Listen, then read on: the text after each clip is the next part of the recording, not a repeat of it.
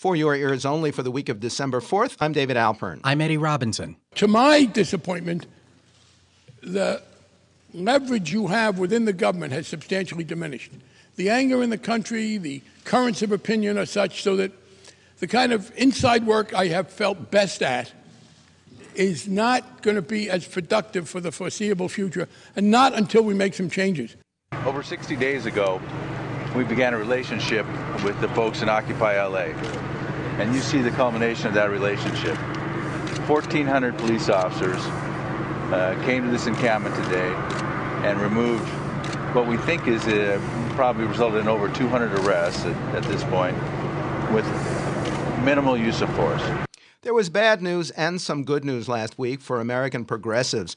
Outspoken congressional activist Barney Frank announced he would not run for re-election in Massachusetts, and Los Angeles removed one of the major remaining outposts spawned by the Occupy Wall Street movement, albeit in relative peace, as Police Chief Charlie Beck reported.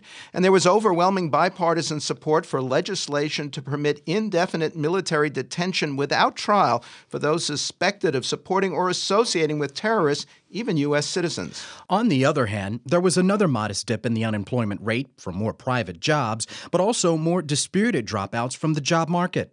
There were also indications that President Obama had put Republican conservatives on the defensive over his demand to continue payroll tax cuts for middle-class employees and their employers.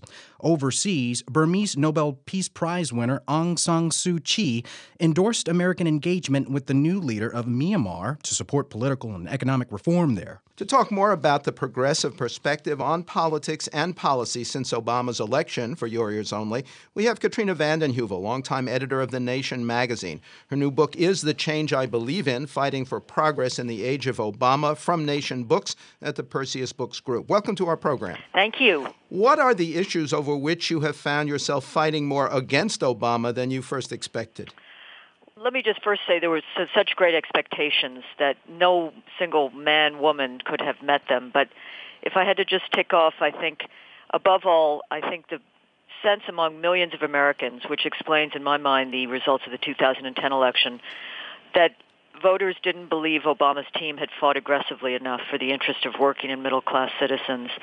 And related to that, a president who spoke so brilliantly during the campaign seemed to fail to offer a narrative, a story, to explain to citizens, to voters, that he was on a consistent course that would turn things around. And that absence of a clear explanation about how conservative policies have failed this country in the past and will continue to fail, I think allowed a kind of right-wing narrative of empty slogans to gain traction. But the president heads to Kansas this Tuesday, is beginning to talk about fair share, fair deal, and smoking out Republicans who are unwilling even to deal with a continuation of unemployment benefits and the extension of payroll tax cuts. Your book was finished too soon to deal with Occupy Wall Street and its offshoots around the country. How do you assess its impact while the encampments were underway and now that they're falling to less hospitable weather and City Hall policies? Well, David, it's true I don't write about Occupy Wall Street, but I do write about Wisconsin. And for 57-plus days, citizens of Wisconsin occupied the State House there. And in my mind, there's a line, a trajectory between Wisconsin and what we see now with Occupy Wall Street. And as you noted earlier, L.A. may be clearing out its encampment, but Occupy Wall Street as a spirit, as a movement, may not expend so much energy on defending space, but may now begin more movement building. But there's no question in my mind that it has inspired the most sustained and serious national conversation about income inequality, about fairness, and about holding those who created the economic mess we're in accountable. And that is critical for a new narrative to emerge and for real action to take place. How do you explain last week's Senate support for that indefinite military detention bill, despite administration opposition and the threat of a veto? In a broad way, I explain it by the fact that we are still living with the idea of a war on terror. It should not be a war mentality. A war mentality leads to odious pieces of legislation like this. We should be thinking about how we most effectively combat terrorism, which is a tactic, not an army, and how to do it with intelligence, with diplomacy, and with policing. And it's good to see the administration on the right side. We have had civilian trials of terrorists, and it has been effective, and it doesn't undermine the values we proclaim to uphold as we speak to countries, for example, like Egypt, or to people in the Arab world as they go through uprisings and awakenings. Well, along those lines, you were dubious in the book and the essay about the U.S. military operation in Libya. How do you think it worked out for Libya and as a model for U.S. and NATO intervention on the side of democracy and human rights in that region and beyond?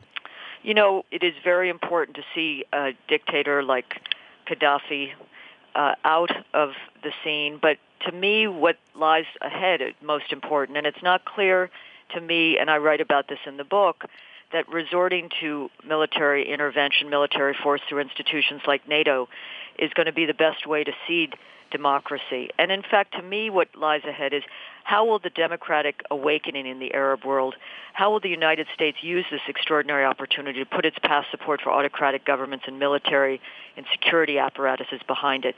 To me, it's a chance now to align U.S. interests with democratic change and economic progress. The most productive role for the United States in the Middle East, especially over the long term, should be primarily economic, diplomatic rather than military.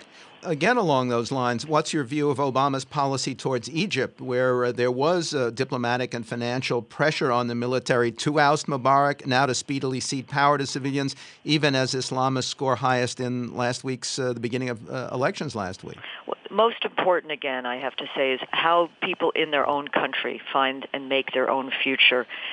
You know, so much is going to depend on the economies of this country. I know that the Arab Spring, the Arab Awakening, happened for different reasons. It was about the anger at corrupt autocratic governments, a desire for people to live in dignity, to have legitimacy and have their voices heard. That's going to be for the Arab people, for the Egyptian people. The United States can play the best role in not lecturing or hectoring too much. I'd argue for getting our own house in order, but not for supporting autocratic military governments. It's so complicated. We're living through in such tectonic historical shifts, but do no harm is probably not a bad mantra. How do you see progressives voting or not voting in next year's presidential election?